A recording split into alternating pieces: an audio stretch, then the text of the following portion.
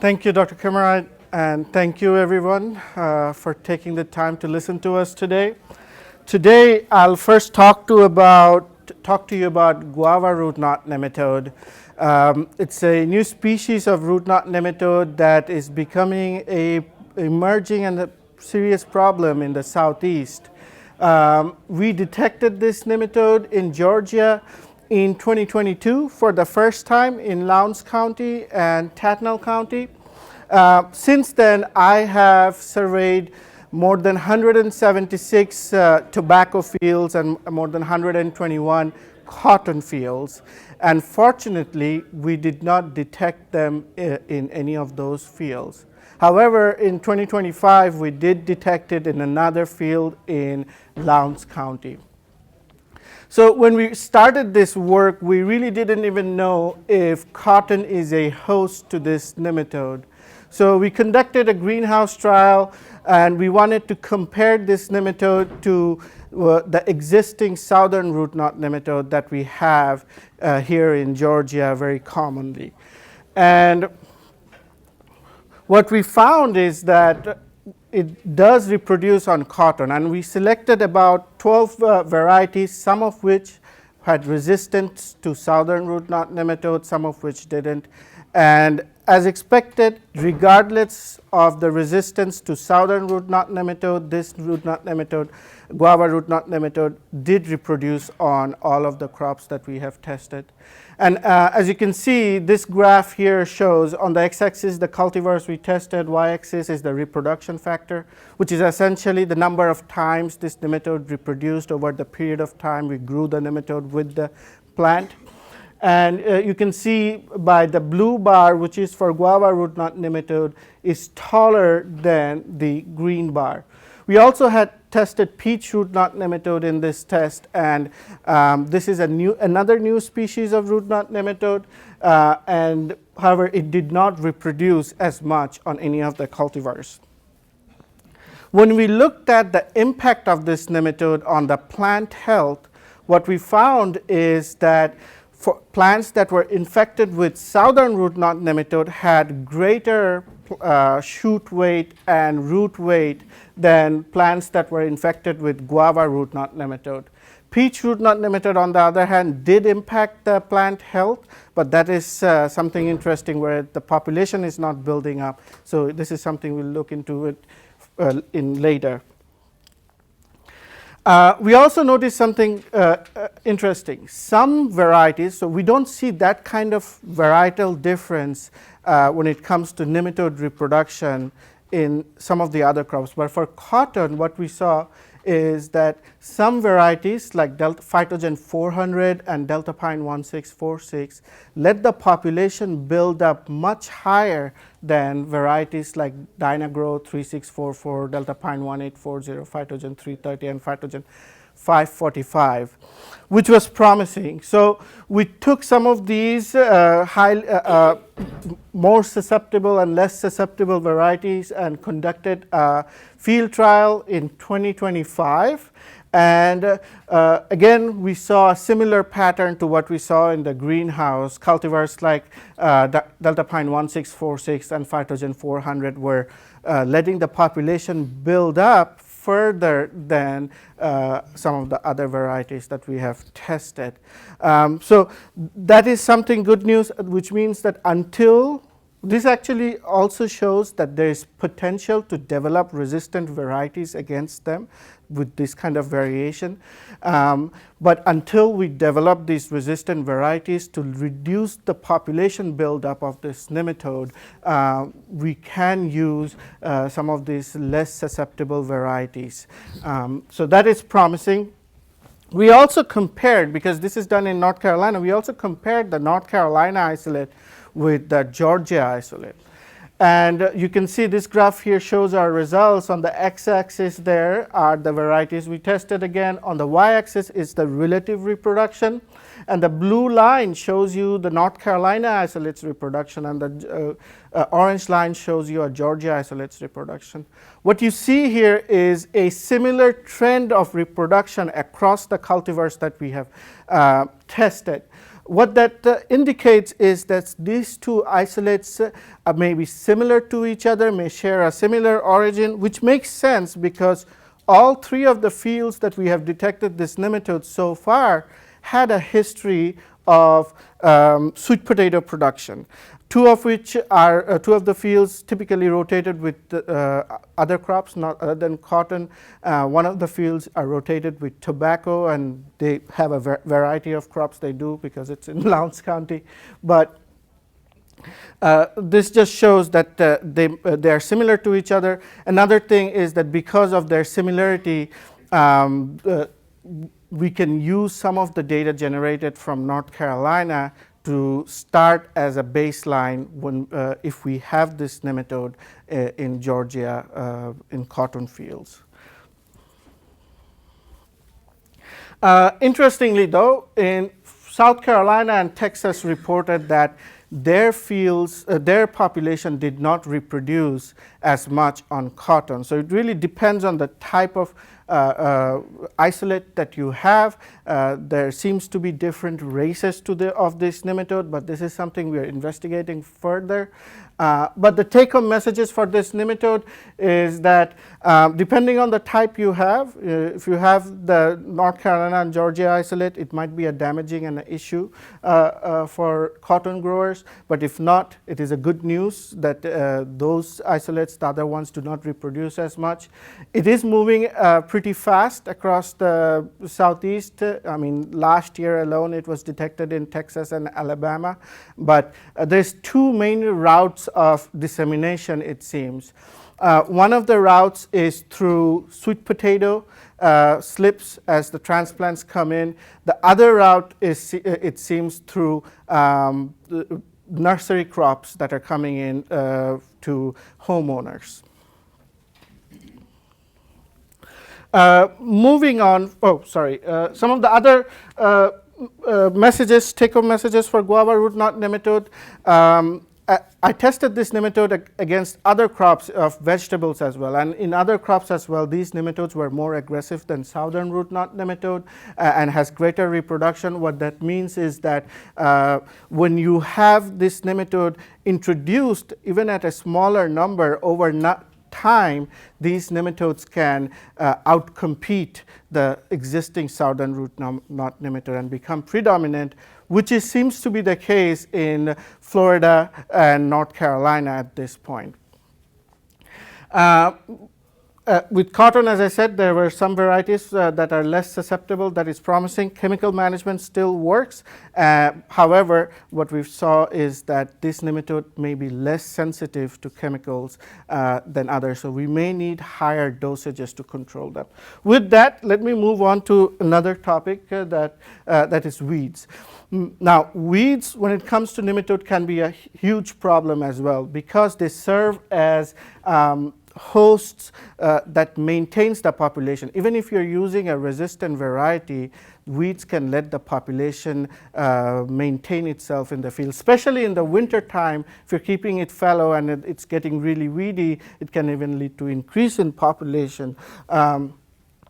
So we conducted a greenhouse study to evaluate 8 different types of weeds and cover crop. We tested them against southern root knot nematode and peanut root knot nematode. Peanut root knot in cotton fields, we often detect peanut root knot and southern root knot. However, as you may already know, southern root knot nematode attacks cotton, peanut root knot attacks peanut. Doesn't work the other ways. We looked at wild radish. And what we saw is that southern root knot nematode is for southern root knot nematode, wild radish is a poor host. Its reproduction factor was 1.1. It was barely maintaining the population, meaning it reproduced just one time over the time we tested this nematode. And similar story for peanut root knot nematode, which was a poor host. And we did not test reniform nematode in this trial. One of the reasons is that there is a good study from Alabama and some of the other work that have tested reniform nematode against a lot of these weeds. But what they found is that it is a poor host. Italian ryegrass, another non-host. The population did not build up at all. It was zero. It actually suppressed the population really well. For peanut root knot nematode, again, reproduction factor a little bit higher, but again, it's still knocking the population down. And it is a non-host for reniform nematode as well. Common lamb squatter. This we actually let the population build up. It was a good host for both southern root knot nematode and peanut root knot nematode with reproduction factor around 5.7, 5.8. But for reniform nematode, it was a poor host. What that indicates is that if you have a reniform nematode infested field, lamb squatter may not be a big problem, but sickle pod, letting that weed grow in the field may cause a problem, because for reniform nematode they were reported to be a moderate to good host, but for southern root knot nematode and peanut root knot nematode they had low reproduction in our study. Curly dock, I believe this is another weed that we see commonly, and this is another one that lets the population really build up, as you can see with the reproduction factor over 15.8. For peanut root knot nematode, it's not as susceptible, doesn't let as much population build up, but it would definitely maintain the population. For reniform nematode, it was reported to be a non-host. For bull thistle, again, another good host for southern root knot nematode, but not a good host or a non-host for peanut root knot nematode. It did not let the population build up. Reniform nematode, I really looked hard in the literature and I couldn't find any information regarding their susceptibility to reniform nematodes, so that is something to look into. Hairy vetch, a lot of us know it is a very good host to southern root knot nematode. It had a reproduction factor of 42 in our study. Peanut root knot nematode, again a good host, perhaps not as much as southern root knot nematode, and reniform nematode, it was also reported to be a good host. Wren's abruzzi rye, though, it was a poor to moderate host for southern root knot nematode. So what that means that there is a potential this nematode, crop would actually, it's often a cover crop, would maintain the nematode population, if not knocking it down. Whereas for peanut root knot nematode, it would knock it down pretty well, and for reniform nematode, it was reported to be a non-host. Cutleaf evening primrose and Carolina geranium, I read, is also common during the winter time here. We tried to grow them. This trial was actually done during a winter-like conditions, and but the plants didn't grow. But fortunately, there were some studies, pretty old, that reported their susceptibility, and again, cutleaf primrose was poor host to all of the to southern root knot, peanut root knot, and reniform nematode, whereas Carolina geranium was a moderate to good host to reniform nematode, was reported like that, and non-host to poor host for the peanut root knot and southern root knot nematode. With that, that's almost all I have for you today. Big thank you to you for taking the time to listen, and Cotton Incorporated and Cotton Commission for supporting us so far. So good morning, I'm Bob Kemerait. Most of you know who I am, for better or worse, and I'm glad to be here. It's always a pleasure. We don't have to convince you. Do we have to convince any? If you're in this room, maybe we don't have to convince you, but others, we don't have to convince them how important jacids are, right, Scott? There's no question. I mean, who heard of jacids before last year? You probably did, but I didn't, right? Don't have to convince you. Why? Because in the course of a year, Scott, what happened? In the course of a season, they've spread across the cotton production area. Now, when you talk about what Intiaz is talking about, you're talking about Andy, you're talking about new levels or new types, new species of meloidogyne. Tell me something else. Why? Because the introduction is very slow. The introduction takes time. You may not believe they're here, they may not be here, right? You may not worry about it. The problem is this. Once they get here, if they get here, they are embedded, they become endemic, they're here forever, right? And more importantly, so we have to worry about managing them that way. But the second reason when that's more important is everything we're building into southern root knot, Meloidogyne incognita resistance, the implications are it could be challenged. So it's easy to understand why there's a great increase in information and urgency with jacids, because all of a sudden they're everywhere all at once. With nematodes, it takes a lot longer. But when they become established, if they become established, the money on the table for that could be great. Okay? I don't have to convince you. I said this earlier when there was 3 of us in the room. Now there's more than that, thank goodness. All right?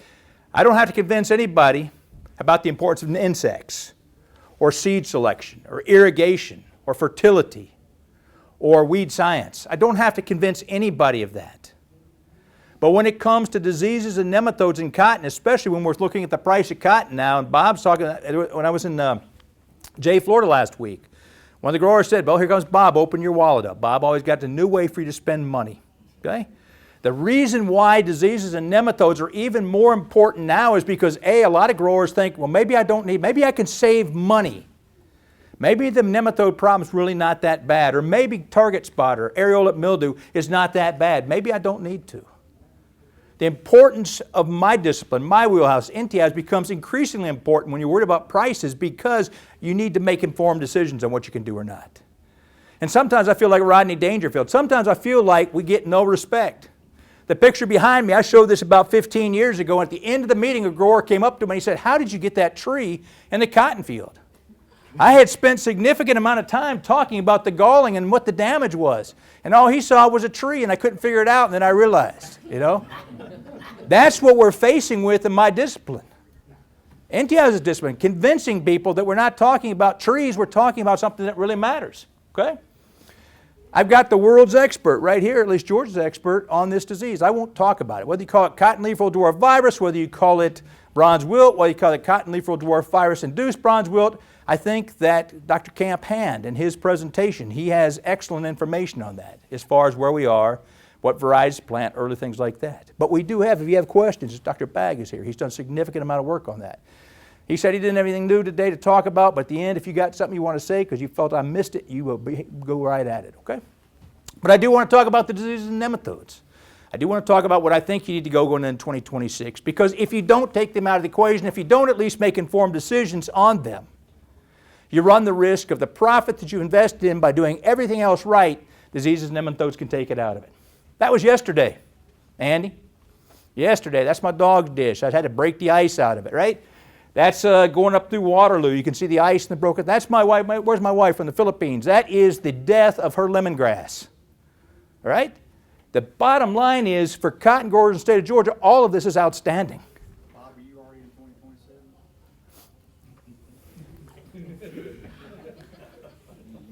You know you had to have one smart. You know what? Once you come up here and give the rest of the talk, because I'm not talking anymore. I was so excited to get through 2026, I already blew through 2027. By God, keep your mouth shut for the rest of the talk. That's correct right there, 2026. We're in a La Nina year. Now you're throwing me off my ball game. I can't even talk anymore. I've recovered, Kale. I've recovered. All right? Conditions for winter. All right? This is why, whatever year it was, Kale, why it matters so much, is because those temperatures. Impact of winter temperatures on nematodes. We'll talk about that in just a minute. I'm getting a signal that I need to move here. Even with this, I need to move there. Okay. All right, I got you. Oh, yeah, the camera. All right? Weather conditions. All right, so the winter conditions, the temperatures are going to affect our nematode populations going into the spring. The second thing is this rainfall we had last weekend in Tifton is outstanding. When I was in Jay last week, when I was going through, they had lots of fields that still had plenty of peanut hay on the ground. They had plenty of fields that had been planted cotton that still had cotton debris. The pathogens, the fungal pathogens are going to survive in that crop debris. The areola mildew, the target spot, they're going to be in that crop debris. Right? The rhizoctonia is going to be in that crop debris. Wet weather helps us break that down. Cold temperatures help us to send nematodes to bed. That's the most famous cotton field in the state of Georgia. Right? That's a bend in the road on 441. What's behind me right there? The Phoenix Golden Pantry, right? It rose from the ashes. That field, wintertime right now, no cotton growing in there right now, but what variety did they plant last year? They planted a reniform resistant variety. Why? Because the ruarks, in trying to figure out how they're going to make money, realize that magic nematodes is with a resistant variety is a way to go. That field right now, it's cold there. It's colder than it is here. That's a good thing, all right? When you look at this is the fields in Tift County. This wasn't root knot, and this wasn't reniform, this was root knot nematode. And so again, these same cold temperatures, supposed to be 19 degrees here in the coming weekend. Those cold temperatures are sending the nematodes to bed. They're sending them in suspended animation, right, if you want to say that. Will they recover? Yes. Do these cold temperatures mean you don't need a nematicide or need a resistant variety? No. What it means is we're getting something of a break to help us. Now in that field, that's a trial that I had with Dr. Chowdhury, and that's looking at stalk pulling versus not stalk pulling. Because one of the keys of managing nematodes, regardless of the price of cotton, is to break the life cycle. Scott, we break the life cycle by destroying the host. He talked about weed host. That's a host. Those cotton stalks will stay alive unless they're pulled or destroyed or frozen. Okay? They continue to feed if the soils are warm enough. So it becomes increasingly important. Those nematodes will continue doing what they're doing. All right? Here's a little bit of information. And a factory-trained nematologist can correct me on this, but if we're talking about root knot nematodes, it takes approximately, give me some leeway on this, that you never gave, Mikhail, all right? In the mid-70s to the mid-80s is the optimum temperature, soil temperatures for the life cycle of root knot nematodes. It takes about 3 weeks to complete their life cycle when temperatures are that well. When you get to temperatures of 59 to 64 degrees, that's kind of our threshold. Above that, they continue to be active, they continue to feed, they continue to reproduce, not at the same rate, but they continue. Once the soil temperatures get below 59, 60 degrees, that's when they're not doing much of anything. And when you get soil temperatures like we have right now, they absolutely are not doing anything. They're not building up, they're suspended. And wait, there's more, because when it gets cold like this, you may be killing off some of the hosts as well, depriving them of food source and also slowing them down to nothing. With reniform nematodes, their optimum temperature is a little bit different, but basically the same, a little bit higher when they complete their life cycle. But again, once you get below 50 degrees, they suspend, they stop, they go to bed. That's where we are right now. That's why this kind of weather helps us. It helps us as well with the rainfall we got because it helps us break down the debris. This is a trial from Colquitt County.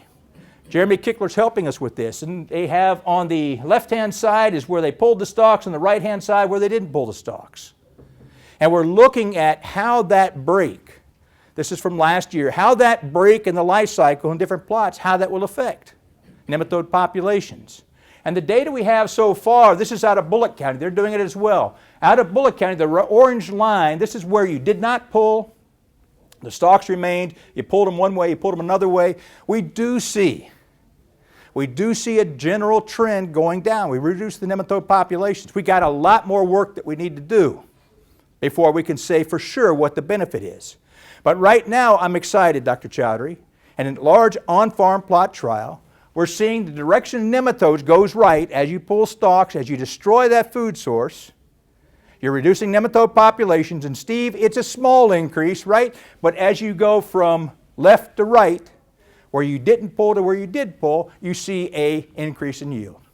Well, you can say, Bob, that's only about 50 pounds a lint or whatever it is. Our previous speaker said, I'm not going to do math in public. After my 2027, Cale, I'm afraid to do dates in public, right? But I will say this, is that the trends are promising. Nematode populations drop, yields increase. Does it pay for pulling the stalks? What I would say at this point, it's encouraging to know. The theory's there. Reduce the feeding, what the nematodes could feed on, and you improve your production for the next year. Is it enough to make a buy, go out and buy a stalk puller? Maybe not yet, but we're getting there. Okay? Seedling disease. When I started in 2000, that's basically all I talked about. I didn't do nematodes, I talked about seedling disease. The main thing we remember on seedling diseases is don't plant in cold, wet soils. If your soil temperatures are not going to be 64 degrees for 2 weeks after you plant, or they're going to drop below 64 degrees after you plant, don't plant. Don't plant if you can help it. You got lots of options out there. Additional seed treatments, in-furrow fungicides. Azoxystrobin is as cheap as a bottle of water sometimes. Excellent for rhizoc. So you do have opportunity. But when you're looking at production costs, the greatest value you get is that multiple seed treatment that already comes on the seed. Before you invest in anything else, assess what your risk would be, what your planting date, what you anticipate for temperatures, for moisture in the soil, What's your rotation? When was the last time you had cotton? Make informed decisions. Okay? Any questions on that? Foliar diseases. And again, why do I show this? I show this for two reasons.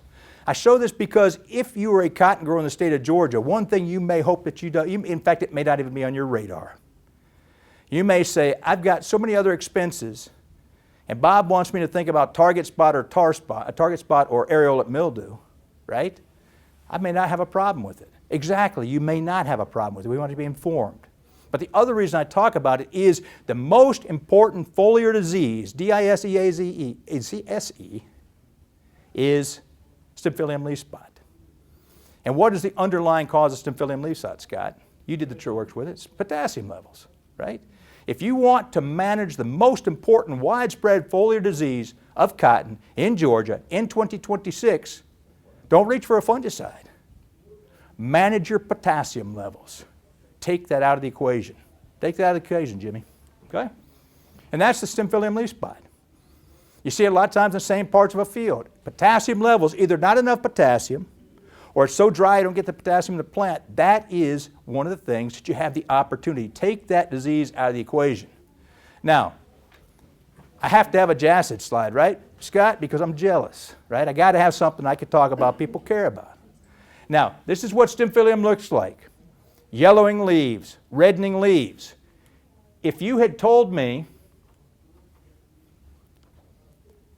if you'd asked me what this was before last year, what would I have said it was? I would have said it was potassium deficiency. And I would have said, look, you can look at the bottom and there's some Stymphalium leaf spot on there. Why? Because I would have had no idea what that was. In my world, prior to last year, that could be nothing but potassium deficiency.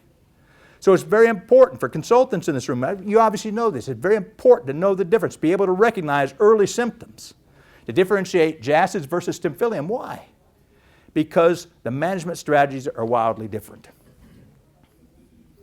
This is some work we did with Scott back in the day, with Glenn Harris. Both of these were treated with 2 shots of headline, azoxystrobin, or pyraclostrobin, okay? Here, no potassium, there with the potassium. We cannot control this disease with the fungicide. Okay? But we can control target spot with a fungicide if we need to. If we need to. In my world, in my wheelhouse, the worst thing you could do is assume you don't need to make an application for target spot or for areola mildew. That would be the worst thing because they can take 100 to 200 pounds of lint from you. The second worst thing is just to assume you knew a blanket spray anyway. In my world, you got to spray for weeds. You got to spray for insects. When it comes to diseases like target spot and areola mildew, you need to recognize, and this is where our consultants come in more important than ever. This is where county agents come in more important than ever. This is where putting footsteps in the field come more important than ever. Because if target spot and areola mildew are not checked, and you need to start checking for them by beginning of bloom, certainly by the 3rd week of bloom. If they go unchecked and unmanaged, losses could be 100 to 200 pounds of lint. If you spray for them and they're not going to be there anyway, then it's a waste of money in terms of application, in terms of fungicide. The fungicides that are available, there's a whole list of them. But in Georgia, we've generally talked about azoxystrobin, which comes in Quadris or Azoxystar generic formulations, Priaxor or Miravis Top. All those other fungicides are labeled, but we have no information on them, or very limited information. Okay? Yes, you can spray them. How good are they compared to our standards, Priaxor, Miravis Top, Azoxystrobin, Quadris? Not sure. Don't have enough information on them. This is from 2007. Check the date on that, Cale. All right, that was really 2007. This is in Appling County, the first time we ever sprayed.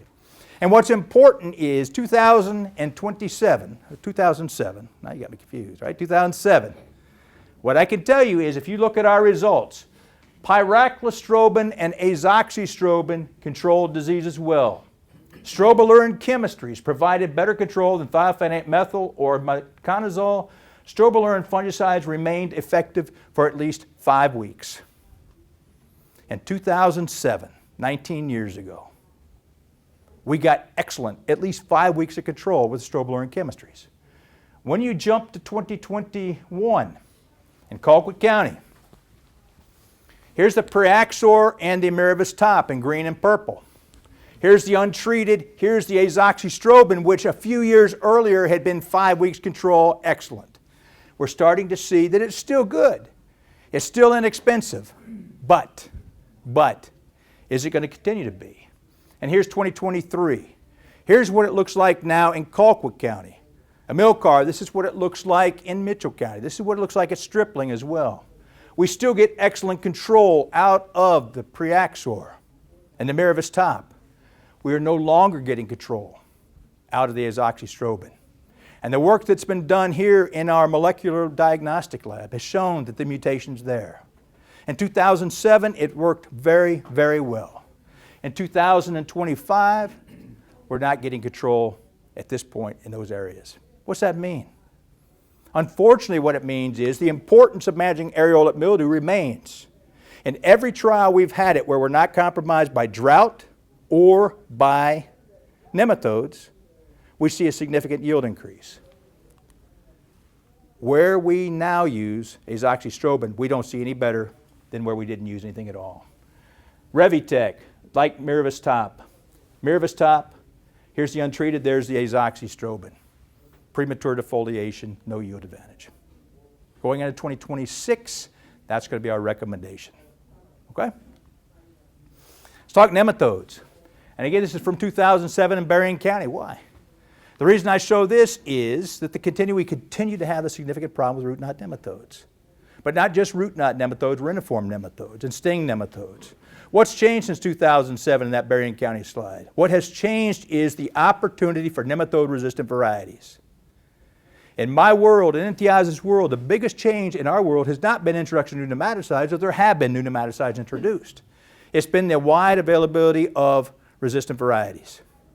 And I know every reason why growers hedge on using resistant varieties. What I'm telling you is going into 2026 with our concern over cotton prices, if you choose to use a root knot nematode resistant variety or a reniform resistant variety in Berrien County or Tift County or Burke County or Oconee County, wherever you are, if you use the right variety for the right nematode, you don't need to use a nematicide. That cost you do not have to make. What's the caveat though if you're in Berrien County or Tift County or Cook County? They also sting nematodes. You have to know your nematode because the symptoms can look the same on the leaves, not on the roots, but if you got sting nematodes, or if you got reniform nematodes and you use a root knot nematode resistant variety only, it's obviously a mistake, okay? What can a grower do? If you get to the field, you get in the middle of the season, you see that tiger striping, you see that intervanoclerosis, you see that watermelon rind appearance, whatever you want to call it. What can you do at that point in the season? Pray. Pray for a miracle, right? Because there's nothing. This is what's so important about understanding the diseases of the nematodes, especially the nematodes, is, again, I'm a broken record. You get one chance. When you close the furrow, you have made your decision on what variety you're going to plant and whether you're going to use a nematicide or not. And so everything you put out for irrigation and fertilizer and seed costs and everything on top of entomogen, all those acids you took out of the equation, you did so good, pat yourself on the back, but if you didn't take those out of the equation, then you're in trouble, okay? Then that's where it comes to be a problem. You've got to make your decisions. And when's the time to make your decision, Chris? Your time to make your decisions is now, because you've got to be aware of what variety, okay? Why don't more growers want to plant root knot nematode or reniform resistant varieties? You're keenly aware that in a non-nematode infested field, they may not stack up in yield compared to a resistant variety. Everybody knows that. That's the struggle I face every single day, trying to get people to try them. But Jimmy, if you do plant them, you don't need a nematicide, you don't have to worry about the nematodes building up. Again, Colquitt County, Screven County, doesn't matter where you are in Georgia. You could be up in Rome area, you still got root knot nematodes. Reniform nematodes are more limited. This is a trial we had right here in Tifton with fairly moderate populations. The 3 bars on the right, this is root knot nematode, fairly moderate populations. These are the nematode populations. This is yield. No, it shouldn't be yield. This is nematode populations. You can see on the right-hand side, nematode populations drop significantly when you use a nematicide. When you use a resistant variety. Use a resistant variety, nematode populations drop significantly. With a nematicide, they'll bounce back up. Here is our gall rating, okay? Not yield, gall rating. 3 on the left, or 3 on the right. This is what the gall ratings look like if you used a resistant variety. Here's what they look like if you use a susceptible variety with no nematicide. Okay? And finally, here's the yield. This is why growers hedge. In this trial, DP2127, even with the root knot resistance, these varieties did not yield as well as the susceptible varieties did. Okay? That's what I have to fight against. That's what I have to fight against. Sometimes they do, sometimes they don't. But when you use the resistant varieties, you do not need a nematicide and you're not building your populations up. Okay? Some of the varieties we got out there, not all of them. Okay? This is reniform. This is in the panhandle of Florida. Susceptible variety, resistant variety. Okay? Going into 2026, you have the opportunity to look at reniform resistance and root knot resistance coming from different companies. Okay? If you're looking for only root knot nematode resistance, 2349, 3644 actually has both root knot and reniform. Stoneville 6000 has root knot resistance and bacterial blight. Stoneville going in there. Stoneville has a whole host of other varieties out there coming with root knot, double gene resistance. Some of them has reniform. Delta pine is no exception. Chris, I would say there's nothing more important in my world right now than to be making decisions about what seeds you want to plant, how you want to use that. Okay? This is looking at a trial out of Bullock County last year. Okay? In the blue bars, this is the lint yield. In the orange graph, this is nematode populations. In this trial, Bullock County last year, Stoneville 6000, root knot nematode resistance. It had the highest yield, 1272, and some of the lowest nematode populations. Does this happen every time? It doesn't. Here is 2333 from Delta Pine with 6 pounds of AgLogic. And that trial, here's what I wish happened all the time, Andy. I wish this happened all the time. Root knot nematode resistant variety without AgLogic, the lowest nematode counts, the highest yield. Take a high yielding susceptible variety, put 6 pounds of AgLogic, which is about $30 an acre or more. The nematode population still spikes, your yield approaches what you would with a resistant variety. That doesn't happen always, but that's the holy grail with what we want. So as you make your management decisions, as you choose your variety, make sure you're looking at what these opportunities are. Okay? An example here, 2141 from Delta Pine. Again, not quite the yield, but you can see that the nematode populations crashed there as well. Right? If you're not going to use a resistant variety, you have to use a nematicide. At the populations that some of us have in southwest Georgia for root knot nematodes, if you look at the populations of reniform nematodes in other parts of Georgia, other than using telone, which is a significant cost now, all of these nematicides we got, whether it's Avicta or AgLogic, Vellum, Vidate, all of them, or the new Averland product or the new Outreach product, all of them will not approach what a resistant variety would do in a high population field. They won't. There'll be a Band-Aid for it. Does that mean we can't use Vellum effectively? No, we can use Vellum effectively. Can we use AgLogic effectively? We absolutely can. But it requires us to have an understanding what the population are. Because in some fields in Georgia, the reniform populations are so high, the root knot nematode populations are so high, it does not matter these nematicides. They will help, but you'll get better benefit by using the resistant variety. The last slide I got on this is one that I found on social media. Okay? And it's a harpin protein. It's called Inceptive. I'd never heard of it before. Right? I just saw it. A county agent asked me what it was. My caution to all of you is, as we look for nematode management, it's too important to say, well, this is a fairly inexpensive product, I might as well try it. Nematodes are too important. The damage they can cause is too important. We want to make sure that your decisions are based upon what variety you would like to plant, what your nematode populations are, and how that nematode population determines or dictates what nematicide you're going to use.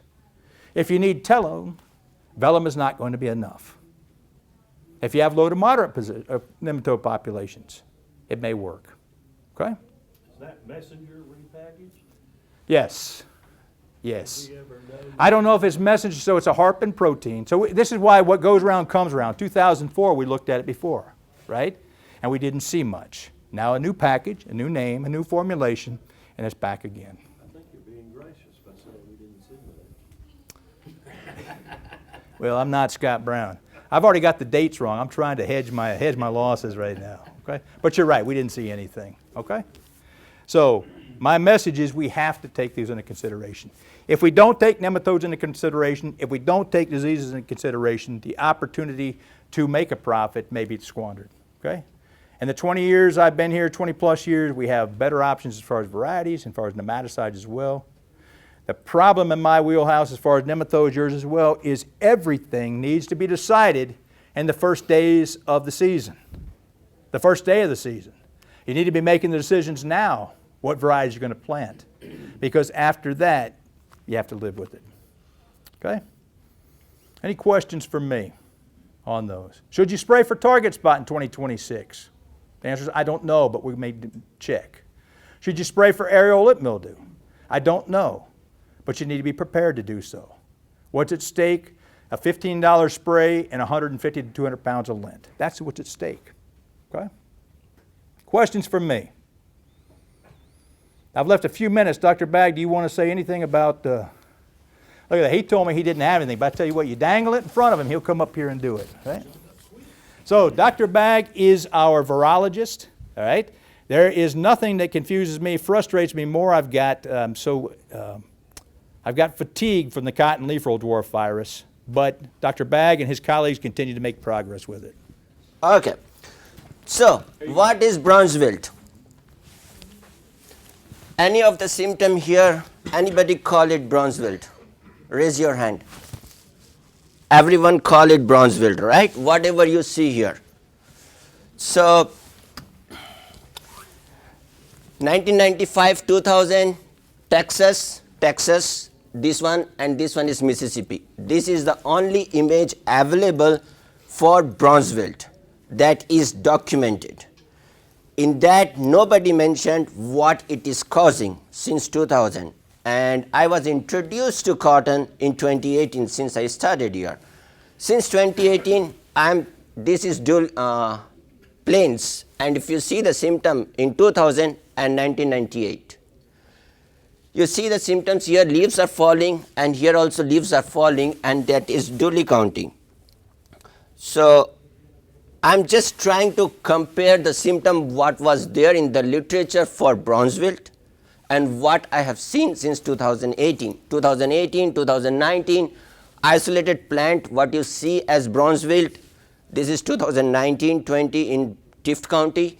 Now this is 2007 by Dr. Steve Brown. He gave me that he called it as bronze wilt. None of those samples that are dated before 2018 are tested for bronze wilt or CLRDV. All the samples that are here that are dated 2018 and onwards are tested for CLRDV. And 99 out of 100 sample tested, I can detect the presence of virus. Is virus causing bronze wilt? It is a difficult question. For that, I need to prove it.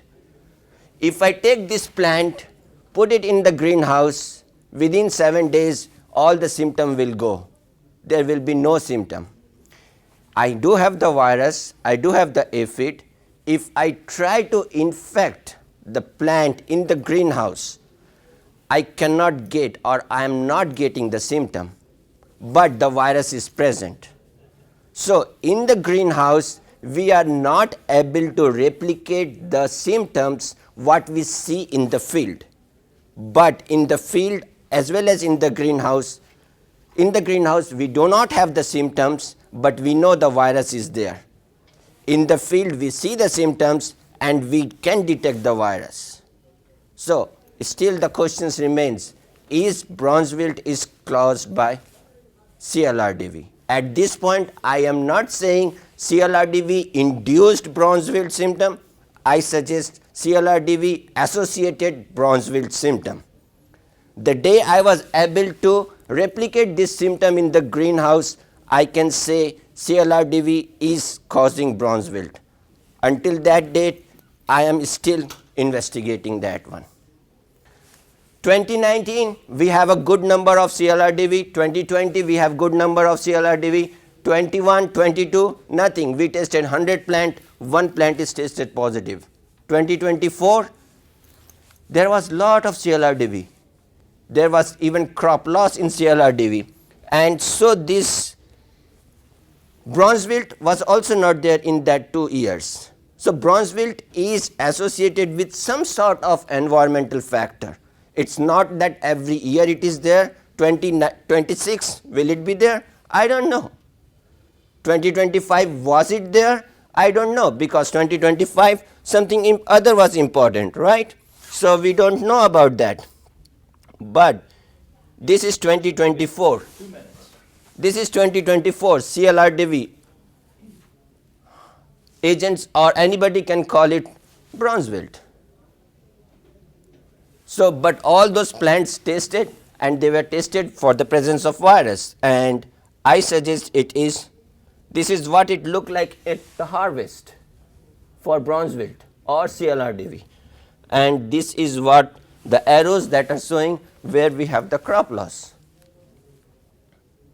So 2026, 25, there was another question asked, is JACID can cause any viral symptom? Because all the symptoms we see, there is very much overlap with the virus symptoms. We try to look at it. At this point, from our trial, from our study, we do not see any association of any new virus with JACID symptoms. That's all I have for the sharing this year. We are still working on trying to develop the symptom in greenhouse. Until then, both are there. There is a very significant overlap between CLRDV and bronze wilt. Any questions that I can answer? There are a lot of unknowns here. So if you want to avoid it, what are your recommendations as our state virologist? How would you avoid losses to bronze wilt, CLRDV, whatever the associations? What would you do to avoid losses in 2026?